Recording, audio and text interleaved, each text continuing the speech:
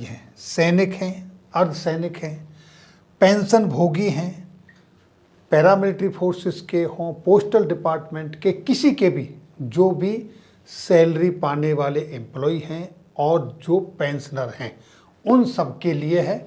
और क्या है, लाखों लाखों के हकदार हैं लेकिन जीरो पर बैठे हैं। आखिर क्यों? सिर्फ और सिर्फ अज्ञानता के कारण, जिसके लिए आपको एक भी पैसा खर्च करने की ज़रूरत नहीं है। लेकिन इन केस किसी कारणवश अगर आपके साथ कोई घटना घट जाती है तो आपको लाखों लाखों रुपए मिलने चाहिए, लेकिन रिजल्ट निकलता है कि आप जीरो पर मिलते हैं। आपका पैसा है, आप उसको लीजिए, लेकिन वो सब कब होगा? जब आपको इसकी जानकारी होगी। जानकारी किस चीज़ की? देखिए दोस्तों, जितने भी सैलरी पर्सन हैं, चाहे वो आर्म्ड फोर्सेस से हों, उनके लिए डीएसपी सैलरी पैकेज अकाउंट होता है एक बैंक के अंदर, चाहे वो central armed police force salary package होता है, CAPSP अकाउंट होता है अर्धसैनिक बलों के लिए, पैरामिलिट्री फोर्सेस के लिए, Indian coast guard salary package उनके लिए भी होता है, सेंट्रल गवर्नमेंट एम्प्लॉयज़ के लिए भी सैलरी पैकेज है, स्टेट गवर्नमेंट एम्प्लॉयज़ के लिए भी सैलरी पैकेज है, और कॉरपोरेट सैलरी पैकेज है उनके लिए भी है। और यहाँ तक कि जब से सेना के अंदर अग्निवीर भर्ती हुए हैं उनके लिए भी DSP अकाउंट की फैसिलिटियाँ लागू हैं। DSP अकाउंट की फैसिलिटीज़ क्या क्या हैं और किस किस बैंक में हैं, वो सब मैं आपको दिखाता हूँ।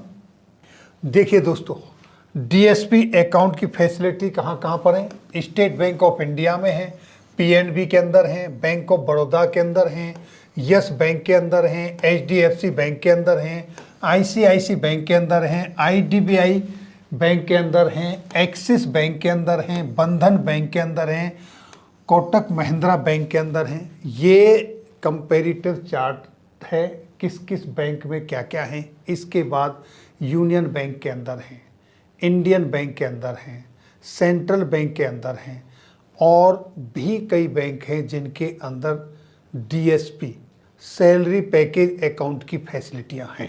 वो जो नौकरी कर रहे हैं उनके लिए भी और जो रिटायर्ड चले गए उनके लिए भी, यानी सभी के लिए फैसिलिटीज़ उनके अंदर अवेलेबल हैं। अब वो फैसिलिटीज़ आपको ज़रूरत पड़ने पर मिलती क्यों नहीं है, उसके कारण क्या हैं? सबसे पहले हम उनके कारण देखते हैं कि आखिर क्यों वो आपको फैसिलिटी मिलती नहीं है। तो वो देखिए। तो देखिए दोस्तों, यहाँ पर आपके सामने ये on scrutiny of previous claim, यानी कि अब तक जो क्लेम हुए हैं उनमें क्या कमियां पाई गई, किस वजह से वो आपको फैसिलिटी नहीं मिलती हैं, उसके यहाँ 4-5 पॉइंट हैं। मेन पॉइंट मैं उन पे बात करूँगा। पहला पॉइंट है कि आपका इनकरेक्ट और इनकम्प्लीट डॉक्यूमेंट रहता है। दूसरा पॉइंट है processing of claim even in case of natural death, suicide और अंडर इंटॉक्सिकेशन। जब आप डॉक्यूमेंटेशन करते हैं, इस तरह की कोई घटना घटती है तो उस समय आपकी FIR, MLC और पोस्टमार्टम रिपोर्ट नहीं होती है। FIR जो कि आपको इस तरह की कोई घटना घटती है तो पुलिस केस होना चाहिए, FIR हो, मेडिको लीगल केस FIR के साथ, पुलिस के साथ जो भी ट्रीटमेंट के दौरान MLC मेडिको लीगल केस बनता है वो होना चाहिए, पोस्टमार्टम की रिपोर्ट होनी चाहिए। इसके बाद nominee not be nominated in the DSP account. DSP account यानी सैलरी अकाउंट, जो डिफेंस वाले हैं उनके लिए DSP अकाउंट है, जो पैरामिलिट्री फोर्सेस के हैं, अर्धसैनिक बल हैं, उनके लिए CAPSP अकाउंट है, सेंट्रल गवर्नमेंट के हैं CG सैलरी पैकेज है, स्टेट गवर्नमेंट के हैं SG सैलरी पैकेट है। इस तरह से वो अकाउंट है। और दूसरा salary account not been converted to DSP account. और बाकी जितने भी सेंट्रल गवर्नमेंट के हैं उनके लिए CG सैलरी पैकेज अकाउंट है, जो स्टेट गवर्नमेंट के हैं उनके लिए state government salary package SGSP account है। इसी तरीके से अब इसमें सबसे इम्पोर्टेंट चीज़ क्या है, ये जो चीज़ें ये इतने मायने नहीं रखती हैं, ये आप जब जानते हैं तो सब कुछ हो जाएगा। लेकिन प्रॉब्लम सबसे बड़ी कहाँ आती है, salary account not been converted to salary package account, उसमें कन्वर्ट नहीं होता है। अब यहाँ पर मुद्दा ये आता है कि ऐसा होता क्यों है, ये गलतियाँ क्यों होती है। ये इसलिए होती है कि अगर आपका सैलरी पैकेज अकाउंट है और आपको 3 महीने तक सैलरी नहीं मिली या आपकी पेंशन नहीं आई, तो बैंक ऑटोमेटिक आपके सैलरी पैकेज अकाउंट को नॉर्मल सेविंग बैंक अकाउंट में कन्वर्ट कर देता है। लेकिन जब आपकी सैलरी आ रही होती है और आप अपनी तरफ से एप्लीकेशन देके उसको कन्वर्ट नहीं कराते हैं, तो बैंक आपके सेविंग अकाउंट को सैलरी पैकेज अकाउंट में या सैलरी के पेंशन अकाउंट में कन्वर्ट नहीं करता है। क्यों नहीं करता है, सीधी सी बात है कि अगर आपके सेविंग अकाउंट को सैलरी या पेंशन अकाउंट में कन्वर्ट कर देंगे और उस समय आपके साथ कुछ इंसिडेंस हो जाता है और आपका नॉमिनी, आपके उत्तराधिकारी उसका क्लेम करते हैं, तो बैंक को लाखों लाखों रुपए देने होते हैं, इसलिए वो अपने आप नहीं करते। तो ये आपको करवाना है। दूसरा, जितने भी हमारे पुराने पेंशनर हैं, पुराने एम्प्लॉय हैं, उस समय पर ये फैसिलिटी बैंक नहीं देते थे। ये फैसिलिटी बैंक ने अपने अभी पिछले कुछ वर्षों से देनी शुरू की है। तो इसलिए जो पुराने पेंशनर हैं उनके पास तो ये इन्फॉर्मेशन, जानकारी ही नहीं है, और जो अभी सर्विस में पुराने सर्विंग पर्सनल हैं उनको भी नहीं पता था। उनके पहले से अकाउंट चल रहे हैं, वो नॉर्मल अकाउंट में हैं। आपका काम है कि आपने अपने सैलरी अकाउंट को या पेंशन अकाउंट को आपने salary oblique pension package account में कन्वर्ट कराना है। अगर डिफेंस में है तो डीएसपी में कराना है, अगर केंद्रीय कर्मचारी हैं तो सीजीएसपी में कराना है, अर्धसैनिक हैं तो एसीपीएसपी में कराना है। इस तरीके से आपने कन्वर्ट कराना है। अगर आप अग्निवीर हैं और पहले से अकाउंट है तो आपने अग्निवीर वाले को भी कन्वर्ट कराना है। उनके लिए भी डीएसपी अग्निवीर अकाउंट की फैसिलिटी चालू हो चुकी है। अब करवाने के लिए क्या करना होगा, ये एक कॉमन मैंने फॉर्म आपके लिए दिया है। सबसे पहले आपने अपने हिंदी में लिखो, अंग्रेजी में लिखो, प्लेन पेपर पे लिखिए, to the branch manager, bank का नाम डाल दीजिए, आपका जो बैंक है, ब्रांच कौन सी ब्रांच है, कौन सी जगह, यहाँ जगह डालिए और तारीख 2023 यहाँ पर डाल दिया। Dear sir, subject request for conversion of saving account to salary और पेंशन पैकेज अकाउंट। यानी आपका जो अकाउंट है, नौकरी कर रहे हैं तो सैलरी पे टिक कीजिए, और पेंशन आ गए हैं तो पेंशन पे टिक कीजिए, सैलरी को काट दीजिए, पैकेज अकाउंट में ट्रांसफ़र करवाना है। इसके बाद आप किस ब्रांच से हैं उसी का डाल दीजिए। फौज से हैं डीएसपी, पैरामिलिट्री फोर्स से हैं सीएपीएसपी, इंडियन कोस्ट गार्ड से हैं आईसीजीएसपी, सेंट्रल गवर्नमेंट से हैं सीजीएसपी, स्टेट गवर्नमेंट से हैं एसजीएसपी। इस तरीके से यहाँ लिख दीजिए और लिखिए I maintain A saving bank account with your branch and the account number is. आप यहाँ अपना अकाउंट नंबर लिखें।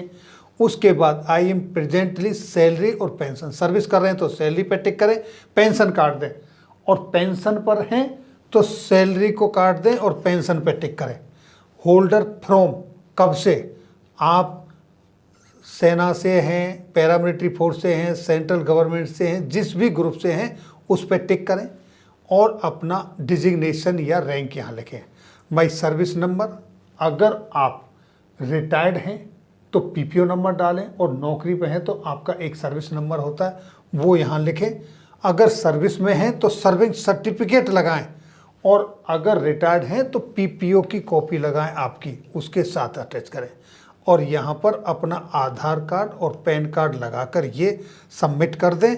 अपना यहाँ पर सिग्नेचर, नाम, मोबाइल नंबर, ईमेल आईडी डालें, और ये आपको डॉक्यूमेंट हैं, आपके पेमेंट ऑर्डर की जीरोक्स कॉपी, पैन कार्ड की जीरोक्स कॉपी और आधार कार्ड की लगाकर अपने बैंक मैनेजर को सबमिट कर दें, और उसका उनसे एक रिसीप्ट लें, ताकि आप दोबारा जाके ये चेक करें मेरा जो सेविंग अकाउंट था वो पेंशन अकाउंट में कन्वर्ट हुआ या नहीं हुआ।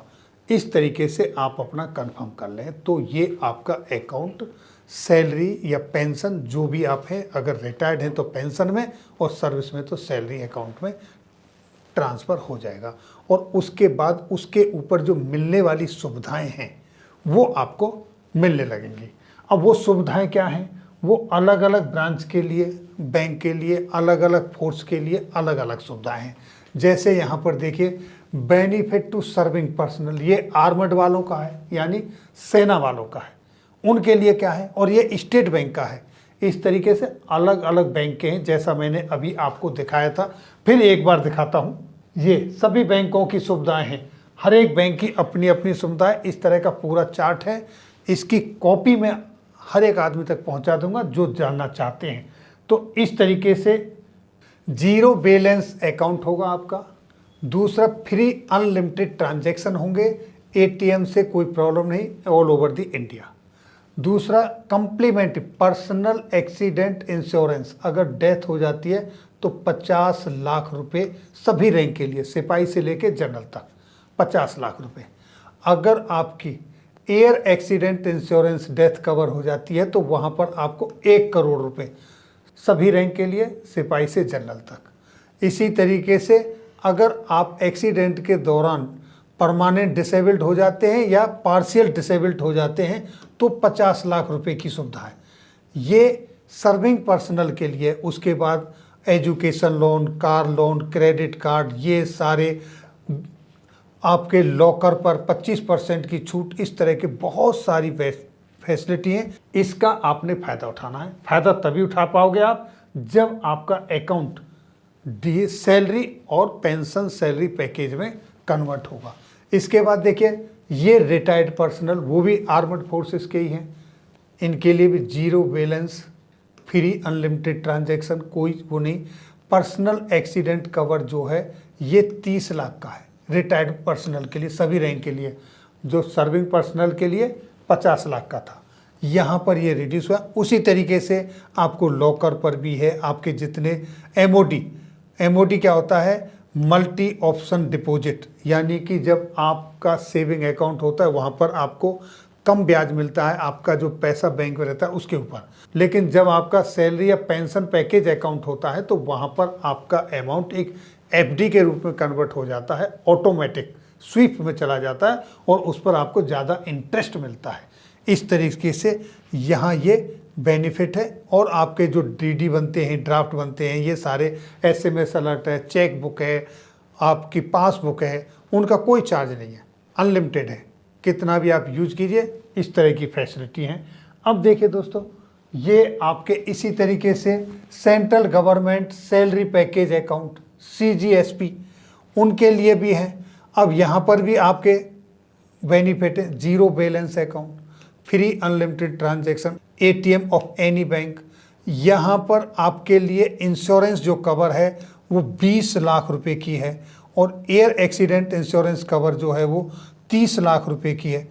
इस तरह के जो इंश्योरेंस कवर हैं, यहाँ पर आपको इसके लिए कोई प्रीमियम देना नहीं होता है, सिर्फ आपका अकाउंट उस बैंक में होना चाहिए, वही बैंक उसी बेस पर, क्योंकि आपका लेन देन उस बैंक के साथ है, उसी पर आपको ये इंश्योरेंस कवर दी जाती है। इस आगे ये personal loan, home loan, car loan, ये सारी चीज़ें बहुत सारी हैं, इन सबको आप डिटेल से पढ़ सकते हैं। इन सब के लिंक मैं वीडियो के डिस्क्रिप्शन में दे दूंगा, इनकी कॉपी आप तक पहुंच जाएगी आप चाहेंगे तो। ये सारी फैसिलिटी आपको इन बैंकों में मिलती हैं और ज़्यादातर जितने भी बैंक हैं सारे के सारे आपको ये फैसिलिटियाँ देते हैं। अभी मैंने 10 बैंकों का आपके सामने दिखाया, ये मेरे पास है। इससे अलग जैसे यूनियन बैंक है, आपका इंडियन बैंक है, आपका सेंट्रल बैंक है, लेकिन कुछ बैंकें अलग अलग नामों से देते हैं। ज़्यादातर देखा गया है बैंकों में लोग जाते हैं और पूछते हैं कि हमको अपना अकाउंट ऐसे ऐसे कन्वर्ट करना है, तो वहाँ जो क्लरिकल स्टाफ है या बैंक मैनेजर हैं, कई बैंकों से शिकायत मिली है, वो कह देते हैं कि हमारे पास इस तरह की कोई फैसिलिटी नहीं है। आप बिल्कुल उनके पास इस तरीके से मत जाइए। जब भी आप उनके पास जाते हो, आप अपना एप्लीकेशन ले जाइए, एप्लीकेशन भर के दीजिए अपना डिटेल, और बोलिए ये फैसिलिटी मुझे आपके बैंक में चाहिए, तो वो जब आपको लिख कर देते हैं इस पर कि ये फैसिलिटी नहीं है, तो आप उनके अगेंस्ट में जा सकते हो। जब आप ब्लैक एंड वाइट में काम करेंगे तो वो आपको स्टेट में मना नहीं कर सकते, क्योंकि सबकी वेबसाइट पर ये फैसिलिटियाँ अपलोडेड हैं, डली हुई हैं, आप चेक कर सकते हो। और अपने सभी भाइयों के साथ शेयर करें, सभी के एक दूसरे के साथ मिलके अकाउंट, जो सेविंग अकाउंट है उसको सैलरी में, और जो सैलरी और जो पेंशन आ गए उनको पेंशन में उसको कन्वर्ट कराएं और इसका फ़ायदा उठाएं, क्योंकि यहाँ पर आपके एटीएम पर भी इंश्योरेंस है, आपके अकाउंट पर भी इंश्योरेंस है, आपको बहुत सारी फैसिलिटियाँ मिलती हैं और इसके लिए आपको अलग से कोई चार्ज भी देना नहीं होता है। जब कभी ज़रूरत पड़ती है तो उस समय जहाँ आपको लाखों रुपए का फ़ायदा होना चाहिए था और आप एक छोटी सी भूल के कारण उससे वंचित रह जाते हैं, आप तो चले जाते हैं, आपके बाद आपके अपने वंचित रह जाते हैं। आप भी होते हैं, आप डिसेबल्ड हो जाते हैं, आपको जो 50 लाख रुपए 30 लाख रुपए मिलना था वो नहीं मिलता है, क्योंकि आपका अकाउंट उसमें आपने कन्वर्ट कराया ही नहीं है, कन्वर्ज नहीं मतलब बदली नहीं कराया है, बस छोटी सी। इसके लिए ना तो आपको कोई पैसा खर्च होता है, ना ही आपको कोई भागदौड़ करनी होती है, सिर्फ आपको एक दिन बैंक के अंदर जाना होता है। तो दोस्तों ये थी जानकारी, इससे अपने तक सीमित ना रखें, अपने भाइयों के साथ शेयर करें और जो नहीं जानते उनका अकाउंट कन्वर्ट करवाने में भी हेल्प करें। फिर मिलेंगे आपके वेलफेयर से जुड़ी हुई किसी अन्य जानकारी के साथ अगली वीडियो में। तब तक के लिए जय हिंद, जय भारत।